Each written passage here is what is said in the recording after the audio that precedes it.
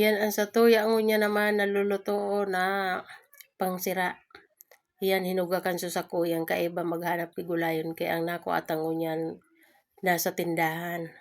Yan o yan turingan ang satuyang sira. Yan ibuntog ta na ang bawang sibuyas kamatis laya.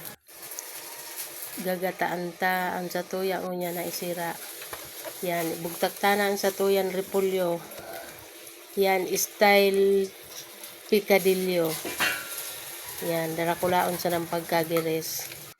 Medyo palumoy-lumoy yung tainita ang kairiba ko digding gurang dahil nagigipon. Yan binuntog ta na ang satuyang turingan. Yan may lada kita.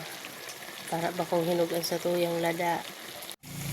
Yan pakala-tagaan takimaray tanganing maglumoy medyo matagason pa no ang satuyang niya na isira na repolyo. May minsan kaya matagason.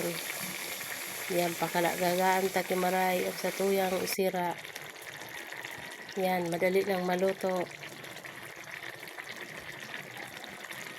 Yan masira mo na pakulaw style picadillo. Pinakulaw na turingan na may repolyo ang satuya ngunya na recipe. Yan.